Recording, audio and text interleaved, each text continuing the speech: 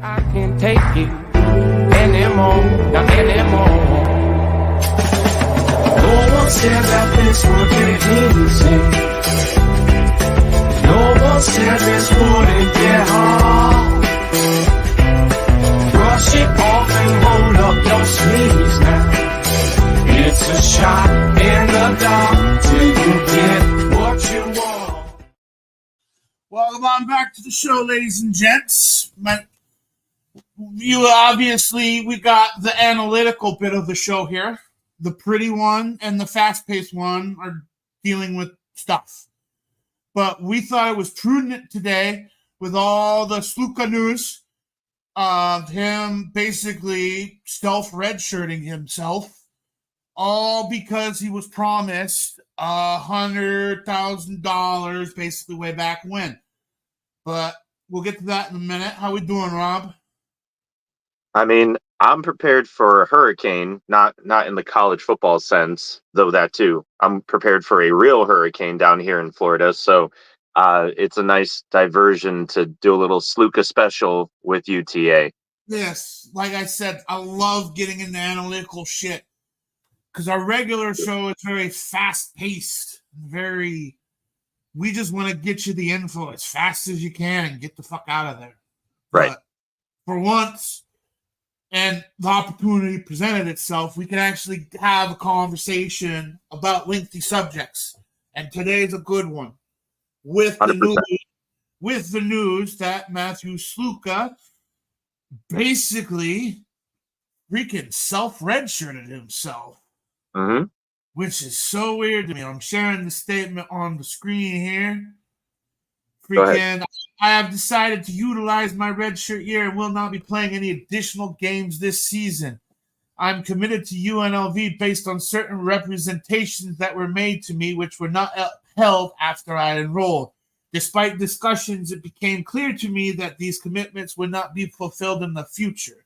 I wish my teammates the best of luck this season and hope for the continued success of the program. Well, and not for nothing, UNLV is ranked for the first time ever in their program history, and they're 3-0, and their quarterback has now bailed on them because of NIL money. Which I think is befuddling, because over the time frame of the day, this tweet came out basically midnight this morning, however you want to look at that thing. Sure. And then a lot of reporting has actually happened, because we put together the timeline from when Mr. SULKA picked up representation. I'll do that in air quotes first off. We'll get to that innuendo of representation. Thank you, insert lawyer speak here. But from when he picked up representation in mid-February to transferring down there in mid-July to today. And it was first reported that he was promised the $100K from an assistant coach. The offensive coordinator, yes. Oh, I did not do enough digging at work to find out it was the offensive coordinator. Per ESPN. Oh, per ESPN. Okay, so there's two things to this piece. I don't know when these things came out. I only know what ESPN shared at 6:00 this evening after I started digging in. So SULKA's agent, whose name is Cromartie, told ESPN that UNLV didn't come through on a verbal offer of $100,000 from an assistant coach. SULKA's father, Bob SULKA, then told ESPN that the head coach, Barry Odom for UNLV, later said in a phone conversation with him that the offer for $100,000 wasn't valid because it didn't come from Odom, but rather from offensive coordinator Brennan Marion, who declined to comment to ESPN. Interesting. That was what was reported, like I said, kind of throughout the day, and ESPN put it together at 6 p.m. tonight. Cool. That basically summarized a lot, because I also have the collective statement versus the UNLV University as a whole. We want to address the recent developments surrounding Mr. Sluka and his decision to redshirt to remain there for the remainder of the year. To clarify, there was no formal NLI offers made during Mr. Sluka's recruitment process. Additionally, friends of UNLV did not finalize or agree to any NIL offers while he was a part of the team, aside from the completed community engagement over the summer. At Blueprint Sports and Friends of UNLV, we take our commitments very seriously, and we would like to emphasize that we have upheld all of UNLIV contracts during the season and have not defaulted on any agreements with Mr. Sluka. Our commitment is to supporting, basically, future endeavoring him if you're a pro wrestling fan, and go to the next one. There we go. So what makes this so interesting to me is that this is a school that's based in Las Vegas. Yes. Like, of all the places for this shadiness to take place, it's rooted in Sin City. You know, like that's really what makes this look so interesting. This is not Nebraska having an issue, right? This is UNLV of all places. But I'll give the collective statement or the university statement. Mr. Sluka's representatives made financial demands upon the university and its NIL collective in order to continue playing. UNLV Athletics interpreted these demands as a violation of NCAA play-for-play rules as well as Nevada state law, which I did look up Nevada state law. That statement is in line with that. UNLV does not engage in such activity, nor does it respond to implied threats. UNLV has honored all previously agreed scholarships upon Matthew Sluka. I think, what I think is wild is this is all of just verbal hearsay. You and I can have that discussion for sure, but I want the folks that may watch this to understand that you did the research on what Nevada law is, and that it's apparently the same as Nebraska law that you're more familiar with. What is the specific rule for Nevada law? Well, basically, I'll dumb it down without reading 3 pages of leet speak on the air like I've already done. But it's basically universities can set up collectives all in the interest of name, image, and likeness. But it's basically the money that the collective provides to a student is in exchange for other things required of that student outside of the parameter of athletics, aka making ads for local people, making appearances at car dealerships. That's it. Anything else they dictate is squarely against the law. So, for example, if Sluka had agreed to do something for Blueprint Sports and they paid him $100,000, that would have been fine. Correct. Right. But there was no such agreement as far as Blueprint Sports was aware or the collective was aware. So, let's talk about Contracts 101. This is what I teach. So let's go through what I tell my high schoolers, the basics that they need to know for any contract that they need to do.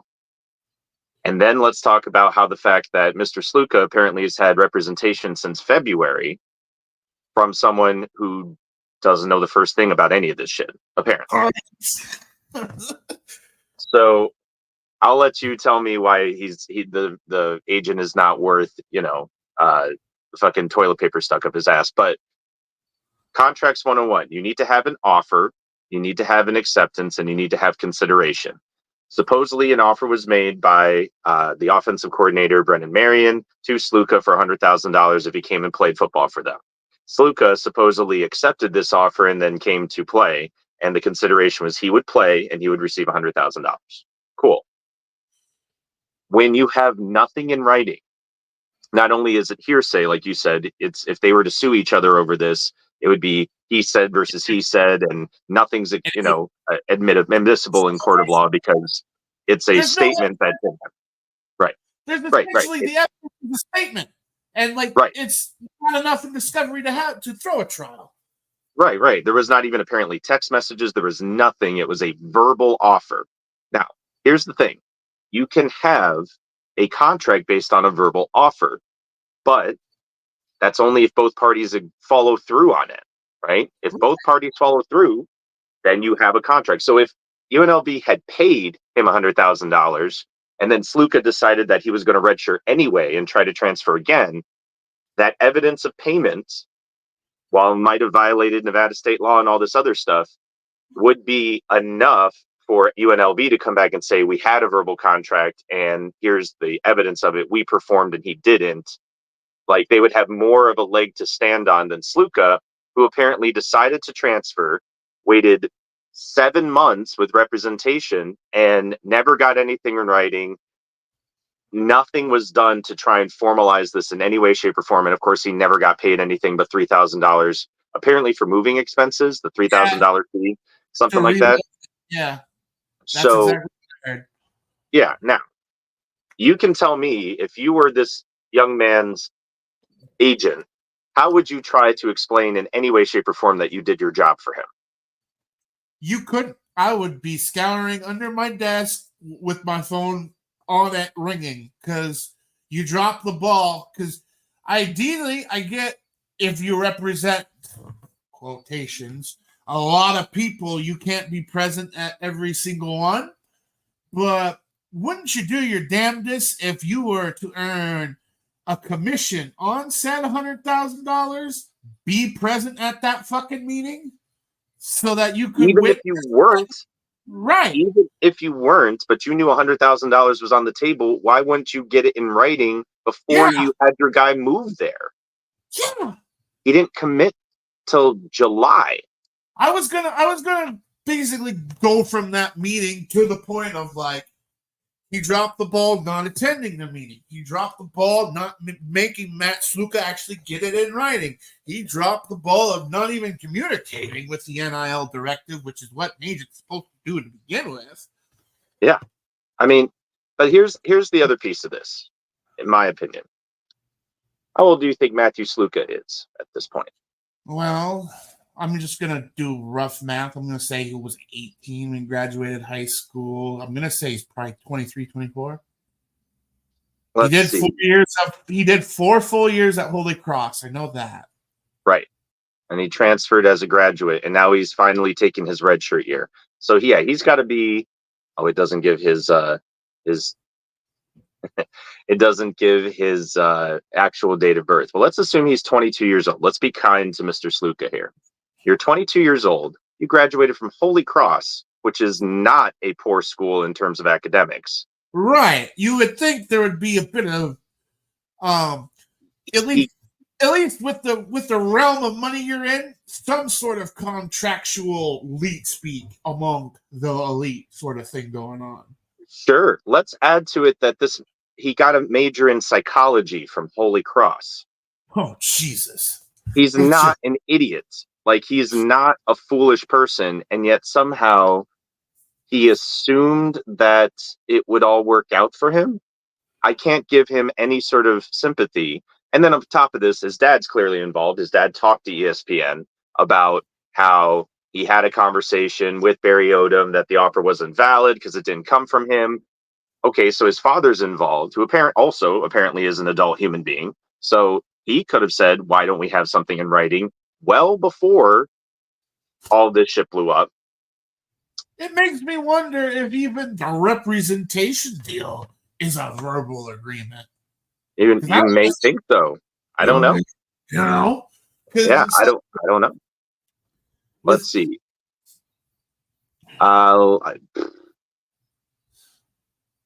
He's worked for Cromartie, worked for Equity Sports since 2020, received his MBA from Indianaversary, according to whatever. He's a former NFL player, Marcus Cromartie. Right. I don't know, man. I don't know. It's all very, very sketchy and made sketchier by the fact that this is all happening in Vegas. But I don't have any sympathy for Mr. Sluka in this position because he should have known better. I don't either. Like, I agree. He has a college degree. Yeah. Yeah. This is not something that requires a lot of forethought. No. So, Like, yeah. So, can we dive into? We'll take the heat off the Slukas for a second. Can we dive into the institutional failure side of this? so sure. I think we're going to have a disagreement about this. So you tell me how UNLV is fucked, and I will tell you why I think they're going to be perfectly fine. See, my understanding could be an infantile understanding of the NCAA lawsuit as a whole in general. But my understanding is, say, if Matt Rule wanted to, like when he wanted to make the push for Dylan and get him here, he basically does not know. He knows numbers, but he doesn't say spend X amount of money to get this guy to come here. He just says to the collective, get him here. He does know the number, but my understanding is that the collectives are there to take and assume a lot of the risk of this NIL, and the coaching staff is supposed to have minimal interaction. Essentially, the NIL is encased in a big old firewall. Theoretically, I'm sure that there's plenty of back and forth and discussions, but ultimately the coach is not putting up his own money to get these players here. The collective is. So it makes sense that the collective would be the one to pull the trigger. They'll ask the coach, do we really need this guy? He's asking for a lot of money, whatever. And if the coach says you need to make it happen, then the collective has to figure it out. Or they could say, no, it's not going to come through. I think that happened in Florida. And they were suing the Florida and Billy Napier about that shit. But it's ultimately the collective. I agree with you. I was gonna say, how is it set up for Miami? I haven't read too deep into that. So we've had a lot of contention over that because we had what's his face Ruiz, who was making a big stink of things, and then his company is basically going belly up. Here's the thing. John Ruiz is his name. Yeah. He's an idiot, but in typical Miami fashion. But what it comes down to is there's plenty of people in Miami who are willing to put down money for players who are serious about coming to play at Miami. The collective is kind of one way to function and funnel that, but the other is to just talk to the people who own these businesses and get something set up.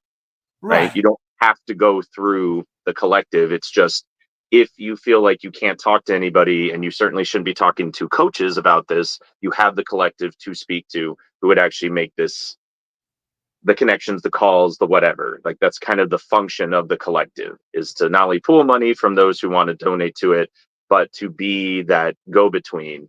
And according to them anyway, they had some contact, but they never had any indication that he was expecting $100,000. Which again, I find pretty hard to believe, but at the same time, SLUKA clearly doesn't know what the hell he's doing. So maybe it's true. Maybe they didn't actually bother to tell the collective anything, because apparently at Holy Cross, they don't know how any of this works. But would a coach representing the university essentially verbally promising that to Matt, would that leave him liable? Or would that open up the university to a liability lawsuit of sorts?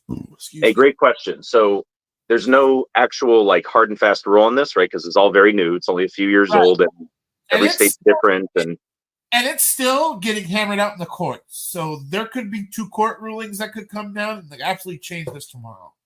Oh, yeah, 100%. And the NCAA is not doing itself any favors. And I did read one article that said there's all this doom and gloom about UNLV and they're screwed and everything, and it's of their own making, and the NCAA could have helped and chose not to. And there are all these, recommendations from the head of the Big Ten and a bunch of other folks who tried to put together a comprehensive plan that would be across all of college football. Probably. All of that is probably true. But if the coach made a verbal offer, A, you can't prove it. And B, even if he did, there's no indication that, I mean, even the discussion with Barry Odom of, oh, the offer wasn't valid because it didn't come from him. That's also kind of a violation. But again, it's based off of a phone call with SLUKA's dad. We have no idea, both twice. This is all verbal. There's nothing in writing about anything. So it would be really hard to hold UNLV responsible for two verbal conversations that allegedly happened between two coaches. Now if they start, yeah, they delete 55 text messages or whatever, unlike some other head coaches, then that's different. Or if they were to actually get it in writing and the university would have fallen through, that would have been opened them up to a liability there. Yeah, but, for sure. So do I think that UNLV is going to be heavily examined by the NCAA? Sure. Do I think there's anything they're going to do about it? No. I don't think SLUKA can even sue over this, unlike, again, what is it, Rashada, I think, yeah. Who's suing UF. Like, yep. That seems to have more legs than this. So I don't see not only UNLV being in trouble, but like to take just a sidestep, the replacement, because they went and got two transfer quarterbacks this year. SLUKA's not the only one they pulled. They also pulled a young man from Campbell. And I did my research on Mr. Haj Malik Williams. And not only does he seem to have the same skill set as SLUKA, who, again, completed like 44% of his passes. It's just that he was a running threat. He's a dual threat. Right. Haj Malik Williams, also a dual threat quarterback, was a nominee for the All-State Good Works team in 2023. So he seems like an actual decent human being. Okay. Unlike Matthew SLUKA, for what it's worth. Right. But also the reaction that Barstool saw from the starting middle linebacker. Maybe I don't know if he's a starting linebacker, but his reaction to when they posted Haj Malik as being QB1, the guy's reaction was, "About time, let's ride." Good. So clearly, the players, or at least one player, was willing to say, "Good, let's go." And I know the coach emphasized, Barry Odom said, we went and got multiple quarterbacks from the transfer portal. So we had, in his opinion, about a three-way race for who was going to actually start. And we've been very uniquely blessed in that position or whatever. So we'll see. The young man certainly, he set a school record for Campbell, 2,221 yards, 12 passes, 7 interceptions, rushed for 338 yards and 7 more touchdowns over 10 games. He's a dual threat quarterback. He's really no different in terms of his skill set than SLUKA. So if he's been paying attention and been wanting a chance since he transferred to this university, I could see him shine really well for them, and kind of pull them up from because the first article I read was, oh, there's all this doom and gloom over Sin City now and all this shit. And it's like, stop with the flowery language. Like, yeah, it sucks that SLUKA decided to do this, but he did it in an idiotic way. Yeah, but he did the whole thing in an idiotic way from start to finish. So, whatever. The other thing that the article mentioned that I will give them credit for is that he is not technically the first quarterback to sit out after 3 or 4 games because of a business decision. He's just the first one to make it publicly clear that it was over NIL. Because the last notable person to do this was De'Ara King, who sat out for Houston and then went to Miami. So it's not like it's unheard of for people to self-redshirt. It's just the first time that it was done as a purely NIL business decision. And honestly, this guy is, I don't know if you look at a picture of Mr. SLUKA, he's a nice ginger man, but he does not seem like the face of a new trend of college football to me. But yeah, neither do I. But did you since Derek King went to Miami, do you know the circumstances behind why he redshirted at Houston? So him and the starting receiver for Houston redshirted that year, and supposedly they discussed it with Dana Holgerson before they did so, because after 4 games, Houston, who should have been in the running for it, was 1-3. Right, they were dog shit. They were dog shit that season. So I mean Holgerson stuck around after that, but what De'Aaron King supposedly said, first of all, he said, I intend to keep playing for Houston. He obviously didn't.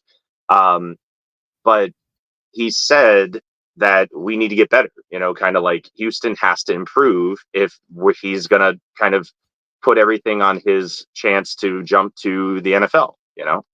And clearly whatever happened during that season, off season, he didn't feel like that was happening. So he made it fairly clear. It wasn't like shady, right? It wasn't like, why would you do this? He was pretty upfront about it. He didn't think that Houston was as good as they could be to really put themselves in a position to be successful at the next level, him and the starting wide receiver. So they both agreed to redshirt with kind of Holgerson's understanding. Whether he could bless it or not is different, but he understood. And whatever happened during the rest of that season was not sufficient for him to stay. So when he chose to enter the transfer portal and see what other opportunities were out there, kind of no hard feelings. Like, got to do what you got to do. And with all that, De'Aaron probably, had he not gotten injured in the bowl game against Oklahoma State, probably would have been higher than an undrafted free agent at the next level. Maybe not wildly higher, maybe a 7th round pick or something. But he ended up playing for the XFL for a season. Did really well. I mean, he didn't play a lot of games, unfortunately, but the games he did play in, he apparently, he ran for like something. He ran for like 3 touchdowns in like 4 games and threw for another like 5 touchdowns and no interceptions, something like that. Like, pretty good stats. Right. But now he's coaching. Now I think he's over at SMU with Brett Lashley, the offensive coordinator at Miami at the time, now the head coach of SMU. I believe he's the quarterback's coach over at SMU. So, but like, yeah, I don't know. I don't know if it made a huge difference for De'Aaron King, but at the same time, it maximized his chances. And I don't think anybody blames him for that. Nobody's giving him flack over doing essentially the same thing years before. No, but as it turns out later on, Ross Dellinger reports, where was it? There it is. Essentially, that the promise wasn't valid, and then they say he performs, gets them this 3-0 start, and then asks the collective mid fucking season for more money, which is unfucking heard of. They upped it to $300,000 or you won't play, which was stupid. Yes. Like, why on God's green earth would you negotiate the shit mid fucking season? Well, and that's the thing, is if he hadn't gotten paid up front, you know what it is? He probably felt like his stock is high enough. They're ranked for the first time ever. Now is the time to go for gold, basically. And that if he decides that he's not going to play for them, he's in the best position to be a good transfer portal candidate at this point, rather than playing past his eligibility and not being able to transfer at all. So I see the timing, but I don't see why the first time they had a legitimate conversation with the collective was after a 3-0 start and not prior to that. Yeah. Like, in the thread that I just referenced, he does say that Cromartie contacted him mid-August saying, hey, on this guy's representation. But to have the first serious conversation probably 3-4 weeks later is at mid-fucking season is that fucking absurd. Like, well, and the bigger part of it, like I said, if it was a continual conversation for those 4 weeks and they keep winning and he keeps saying, well, the price just went up, we're winning because my guy is the right guy for you, that would have made sense, right? There's a very fine line here between utter stupidity, which is where we are, and somewhat savvy business sense. But there's no indication that there was any extra effort made to actually even approach that line. We're just squarely in stupidity land. Yeah, this is upper level stupid. Like, no, like there's like I get, but there's rules for like we don't accept transfer portals mid-season, and it's like, why can't we have a rule like that? You can't negotiate these sort of contracts mid fucking season. Well, there is no rule. It is the Wild West when it comes to this stuff. But at the same time, this is one of those like fuck around and find out. This is clearly not done. Yeah. But again, there are people who I've asked to transfer midseason. He's redshirting for the rest of the year. He's going to start looking at teams that are going to need someone next year, and he's going to hope that his 43% completion rating and like 286 yards and a score is going to be enough to say, hey, we need to go get this guy, especially after the bullshit, right? Now, in SULKA's defense, right? I mean, they beat Kansas. He led them on an 18-play drive, 4th and goal from the 1-yard line. He rushed for 113 yards in the game. Yeah, sure. But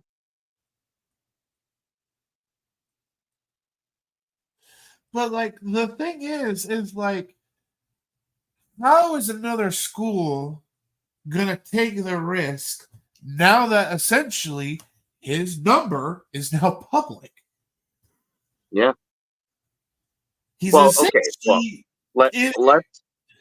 So, not that he is a generational talent or anything like that, but NFL teams do this type of shit all the time on guys of dubious moral character, and they keep trying to put them up there. And oh no, they're in more legal trouble. Who could have foreseen this?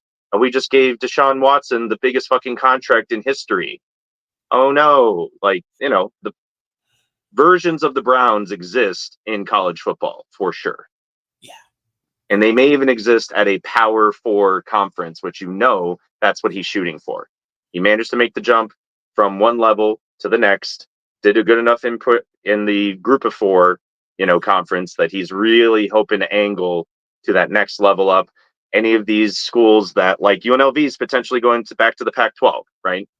Not back to, but might bounce out as well. And they're having another lawsuit, attached to that because now the Pac-12 is suing the Mountain West for basically gouging them for every team that leaves the Mountain West. I say it's all's fair in love and war. Like, suck it up, Pac-12. But regardless, he's trying to angle. Like, ironically, if UNLV had said we're going to we're going to be part of the Pac-12 next year, SULKA might not have said anything. He might have just said, you know what, I'm going to wait till we're a Power 4 conference when we have that kind of money rolling in, and I'm asked for $1 million. Because it's like that much of a jump. It's not quite that much of a jump, but you know what I mean? It's a significant increase just based on being a group of 4 team or a power team.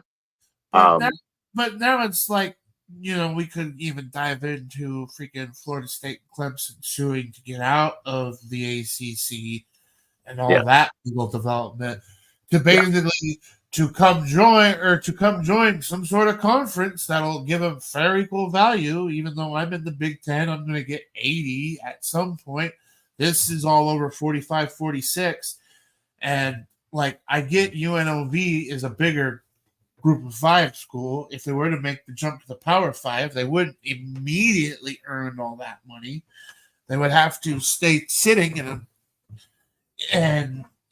either if they were to make a jump to the Big Ten, which is impossible, but if they were to make a jump to the Pac-12, the Pac-12 is going to earn, $45 million like FSU does on an annual basis. It's going to be like a 1 to 12 sort of $1 million venture for the Pac-12 going from it. So, and if he's trying to angle UNLV equal size, at least in terms of hopefully money, like, there ain't too many schools that have buco bucks to spend $100,000 on a quarterback at that level. I don't think. I could be way wrong. Supposedly a pack here. I can find the kind of going rate of what is supposedly the idea, but NIL money for QB. So the average group of 5 quarterback gets an average of $116,000 in NIL money.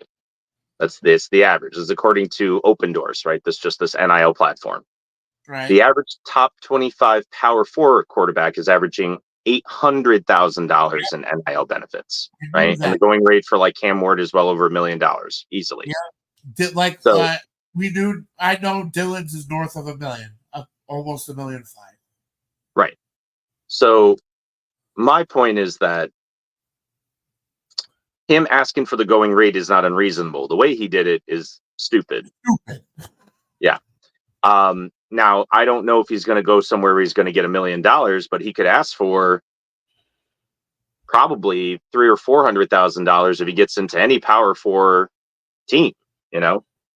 At that rate. I mean, if the Pac-12 does fully reform in the 2 years it has remaining to stay a legacy conference, it's like that's not out of the question.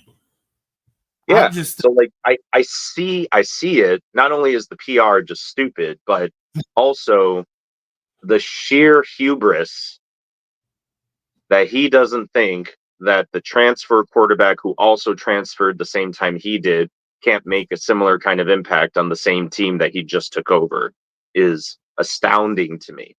Now, he may be right. Yeah, he may be right, but there's no reason on paper why the other transfer quarterback isn't just as good, or even the senior quarterback who stayed as the backup to these two guys. Like talk about a guy who's been there for 4 years in the system. You don't think he can be competent enough to replace your 44% completion rating and less than 300 yards rushing in 3 games? Yes, you had one big game against Kansas. Yeah. So did West Virginia. You know what I mean? Like every team apparently had that big game against Kansas. You can't hang your hat on one game. It's like the resume from them 3 games doesn't differentiate yourself enough.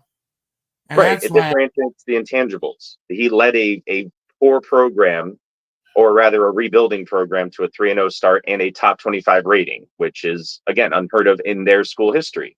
Cool. Great. Wonderful. Who's going to take? I mean, Michigan would take a flyer on this guy. Yeah, they don't have a quarterback. They would throw the $400,000 at him and say, "Come to Ann Arbor," and throw slants and hand it off to our running back room.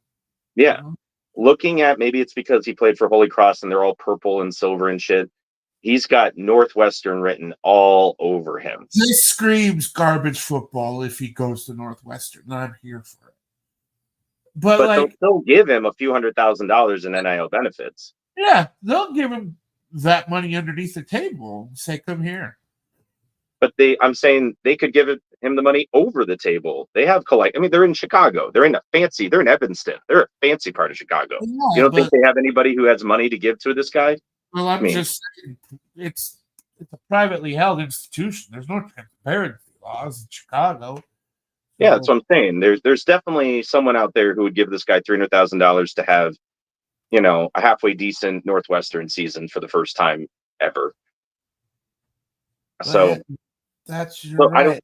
I honestly see. Oh, go ahead. But like that also calls into question, because I was reading and researching all this throughout the day because it was freaking compelling to me. But I also like to dive in the wonky shit, aka politics, aka this, anything where you read a rule book just for the fun fuck of it. But what was I saying? But Bruce Pearl was talking to a leader of a collective who apparently has deals on contract on paper that say, like, let's say I go to Clemson, earn $1 million in NIL deals. I'm backing up Clay Klubnik. I play 3 games when Cade gets hurt.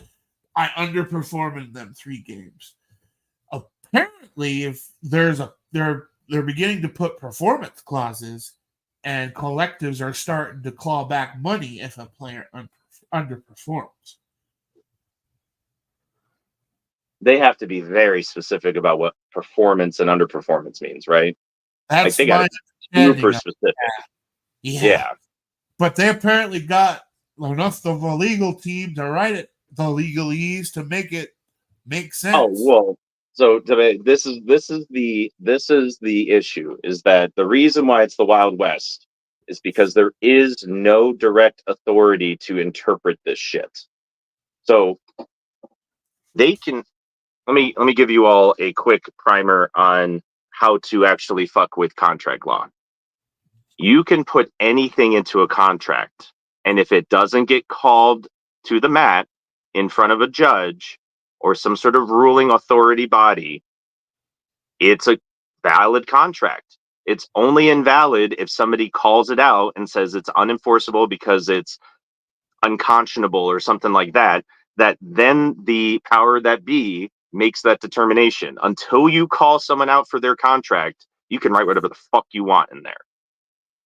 So if Okay. these players get the clawbacks and then they say, no, that's bullshit, A, they may win because nobody's actually called it out so far. And B, we don't know who they would go to. They can't go to the NCAA per se because they have limited powers and they have not put out a full, robust set of rules, even though they were given one. They're They were basically given a proposed one. and they're Yeah. basically suing to hammer out deal points in this. Yeah. So so what the next step is because the NCAA is basically defanged itself from doing anything of real import other than to be, just kind of a really annoying person to poke different programs because they feel like poking them.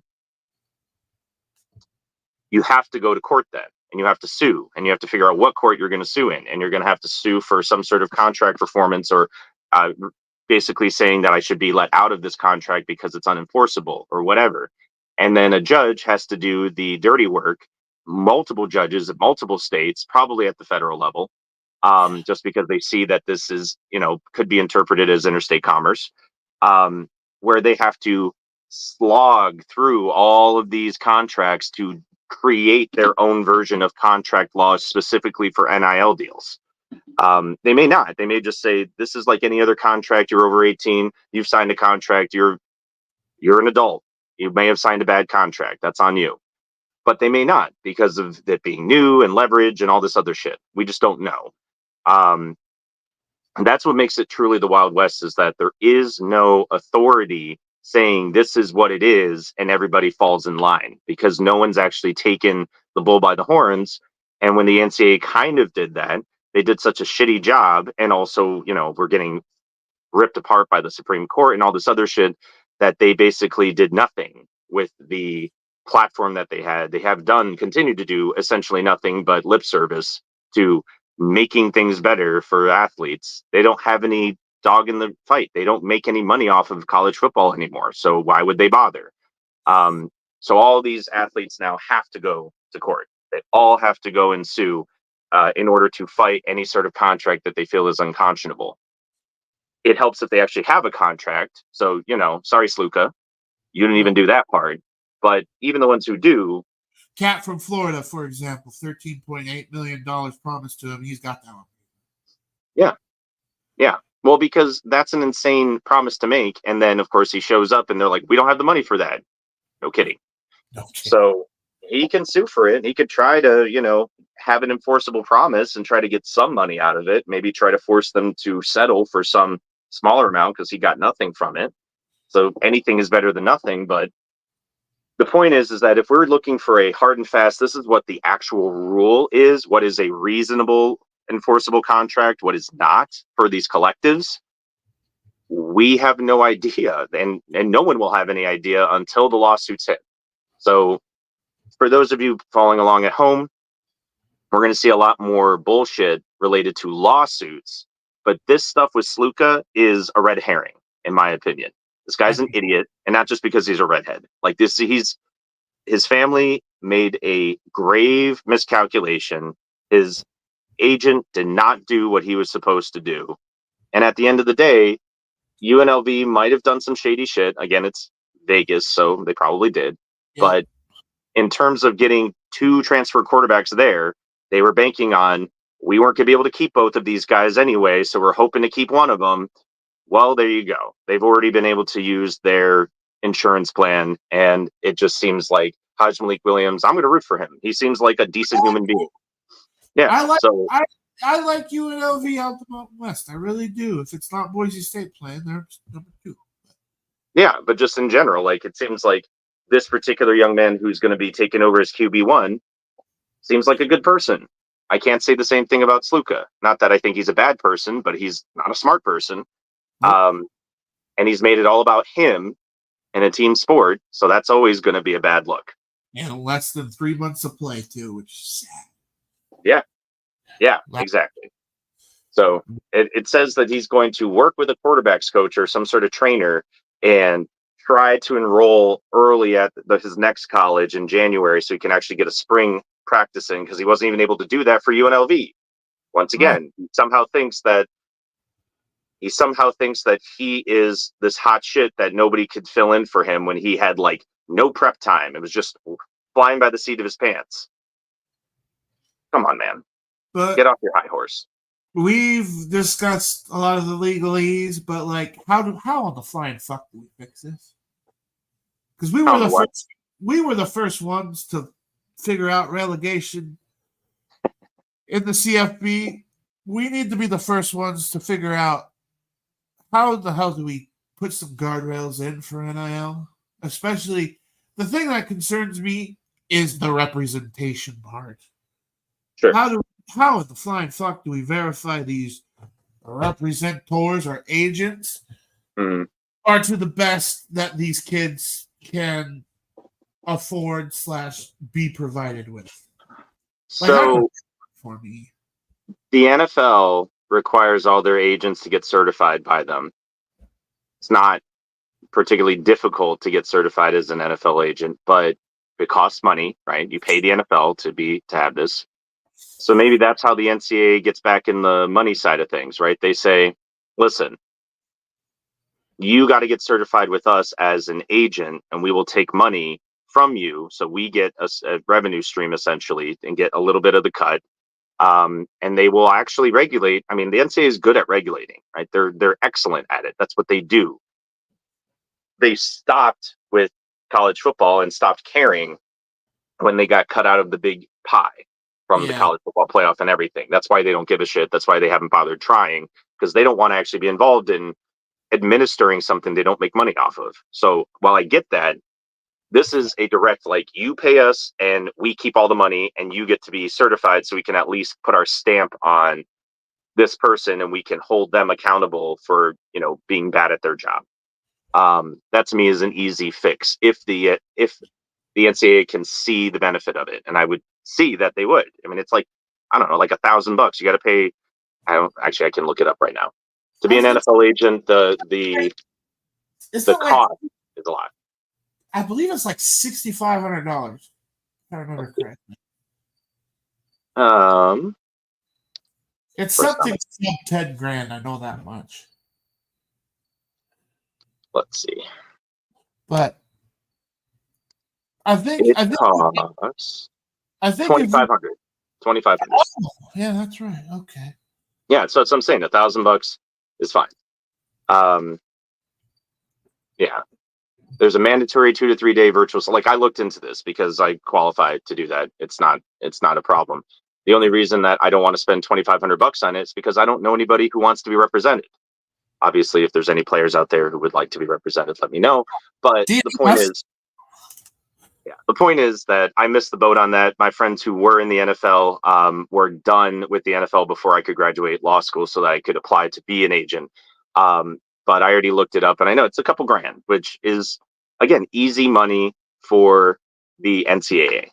Right. So that, to me, solves that problem. The guardrails, like I said, the NCAA is not going to do that part. So the guardrails are enough players decide to sue enough schools or collectives, truly, and puts the collectives on the defensive, and they will start creating contracts that are somewhat reasonable in their stuff. Like right now, they're trying to do the clawbacks. Yep. I think there's probably a valid part to that, but only within reason, right? Like, you can't make it $1 million contract and base $900,000 of it on performance. That seems absurd. I believe the max I read that was actually guaranteed in a clawback sort of situation was 25 to 33% of the OG contract. So they would claw back a quarter or a third. Yeah. Okay, so they would guarantee 67%. Okay, yeah, see, that's reasonable. That's fine.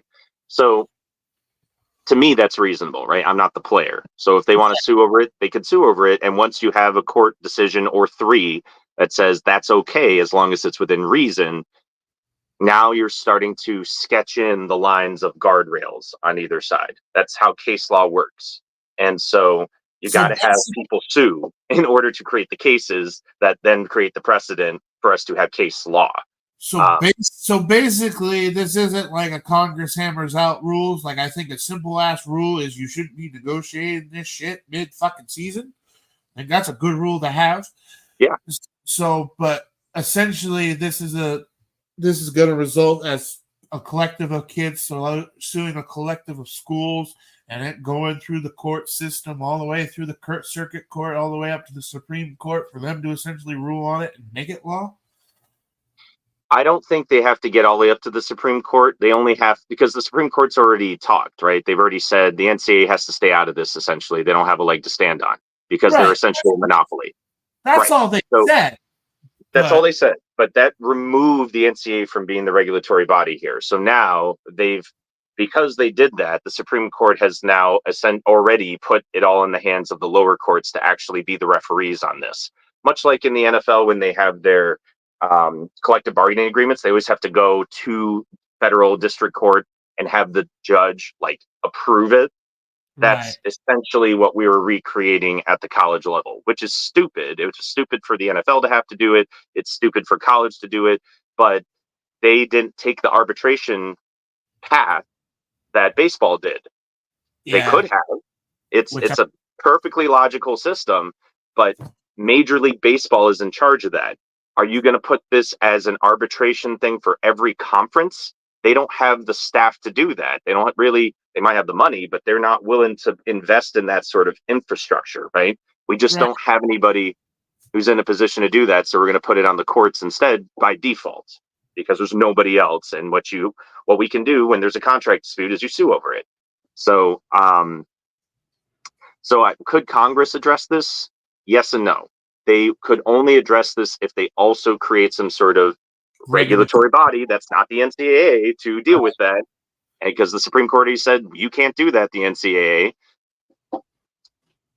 You would be recreating the same situation, and it would just have less, I would say, reputation to lean on. So, me personally, sitting here right now, on September 2024, by pure inertia, you're going to need enough cases to create case law to kind of have an understanding of what the rules are and aren't, because the schools are all doing this for money, right? The collectives are all doing this for success to lead to more money for them. Mm-hmm. My understanding, because I live in Florida, when Florida State won their national championship with Jameis Winston, within 5 years, the community, the business community in Tallahassee exploded, right? They made so much improvements.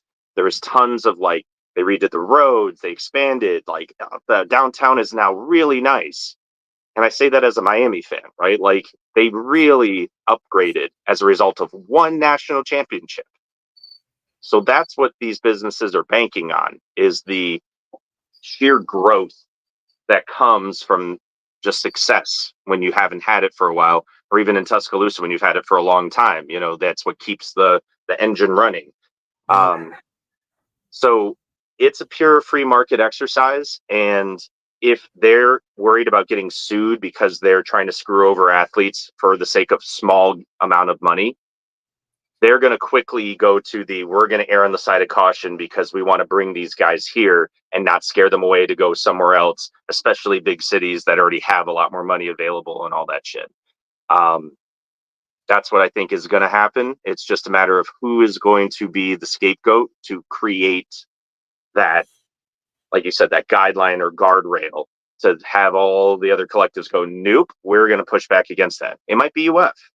I don't know. I, I don't think so, because I $13.8 million and all that shit, it's a lot of money, but I don't think it's like, it's not specific enough that the collective is going to be really hit hard by it, in my opinion.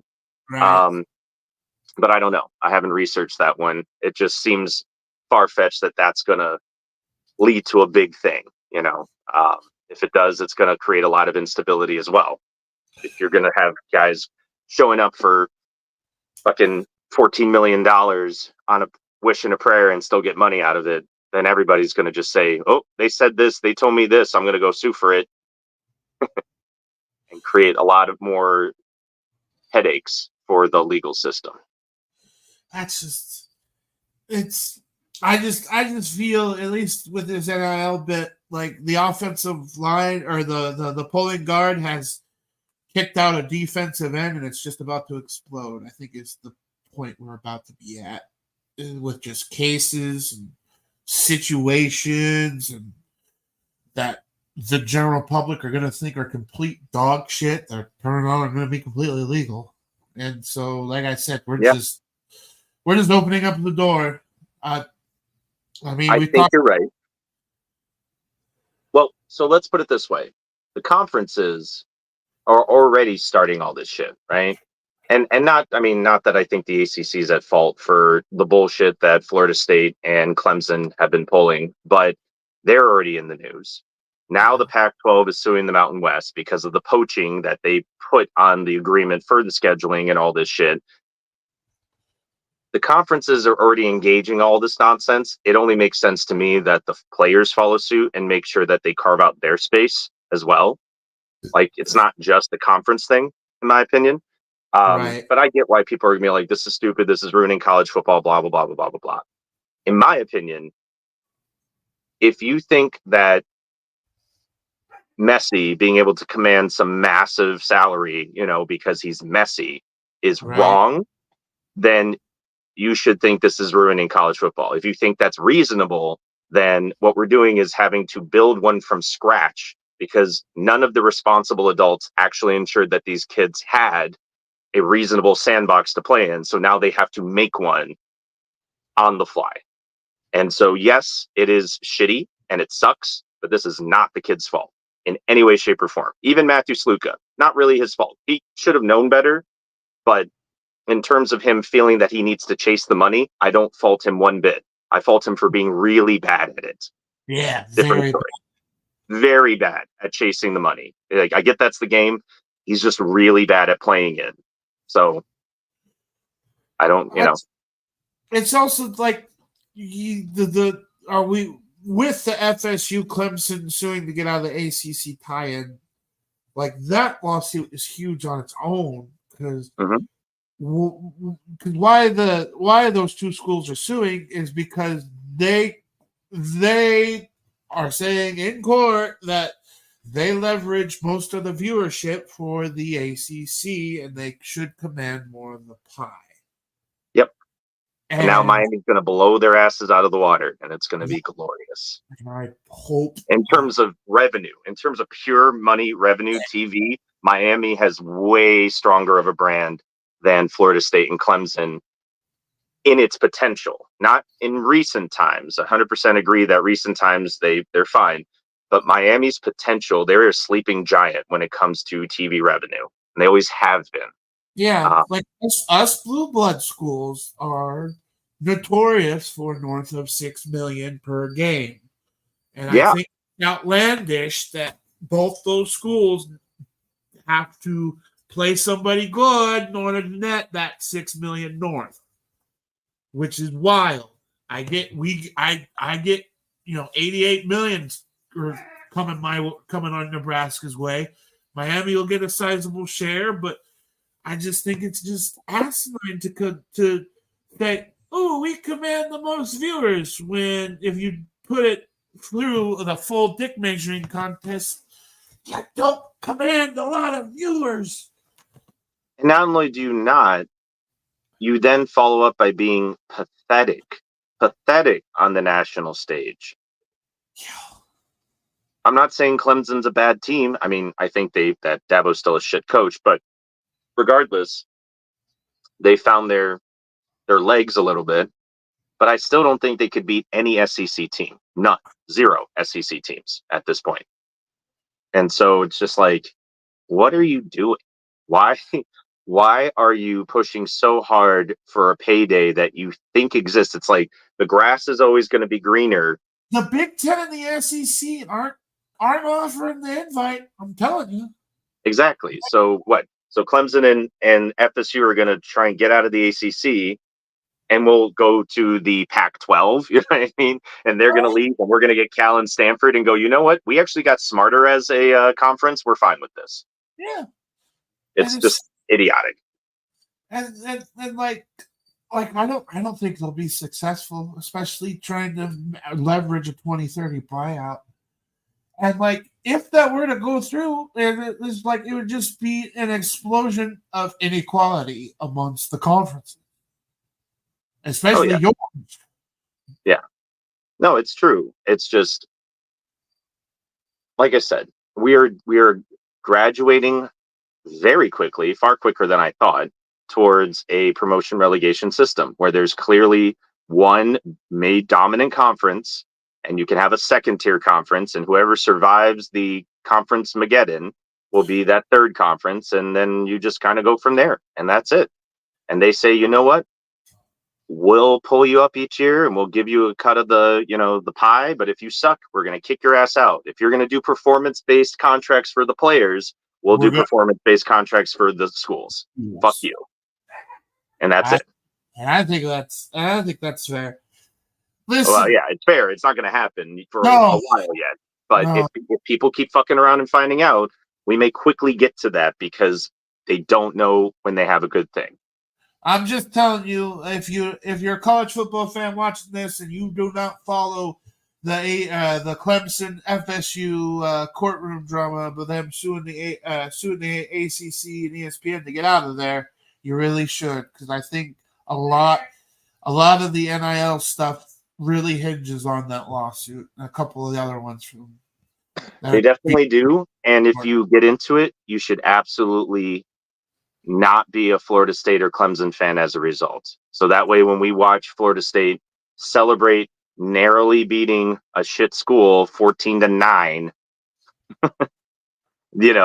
we can all celebrate together at their mediocrity. Yeah. But we've spoken about this for an hour. I think we've done pretty freaking good at it. And I'll give you a preview of tomorrow's episode because I have the rankings. Because you're also looking at the leaders in the clubhouse, me and Rob. Rob's at 64%, had the best record of the week at 16-7. I had second best at 15-8. And I'm at 60%. There were so many games that could have gone either way, too. My God. Almost had a clean sweep. Oh. And I was right about fucking K-State. Wasn't I right? I was right. You were right about K-State, but I believe, was I the only one who pulled off Colorado, or two people picked Colorado? Colorado, where are you at? Fucking in overtime bullshit. Jesus, Mary and Joseph. Yep, it was. I went heel and went Baylor because I believed in Dave Aranda wouldn't choke that quarterback gave the game away. But you three went with Colorado. Oh, it was? Okay. I knew that was the one that was the big decider for you and me. I didn't know if anybody else came with me on that one. But I had a couple where I was like, it was just me, not me alone, but it was me and like Johnny, or then me and you, and like we kept alternating back, and I came out ahead a little bit of everybody because everybody deviated just a little bit as we went. But man, I was camping, watching that, and I was just like, oh man, that's so bummed when he fumbled that. I was like, but they made too many mistakes during that game. But anyway, my point: tomorrow, 8:30, the foursome will be right again. All right. Yeah, we'll have the real talent here. Yeah, if provided Rob survives Hurricane. I haven't even seen what the fucking thing is at. It turned into a Cat 3 in the Gulf. It's supposed to hit Tallahassee because, insult and injury. But Right. we'll see, because it hasn't actually, it's barely started moving. It's barely started raining here. So it should move through tomorrow. We shouldn't lose power, but the storm surge might fuck us up. So as long as my internet survives, I will be on. But we hope you enjoyed what we've done today. I think we will do more regular analytical shit like this, because one of the Super things fun. one of the things we'll have to also discuss come playoff time, or nearing the playoff time, is how the fact that one conference has unveiled their tie-breaking scenarios for when multiple teams in said conference have the same record, to dictate who would actually go to the playoff. And yes, I have looked up and read the specific conference's policy, and I can't wait to dive into it for maybe the next one. But I like doing this. I hope you enjoyed it too. I guess we'll see you tomorrow, and we'll keep it in spiked. Spiked.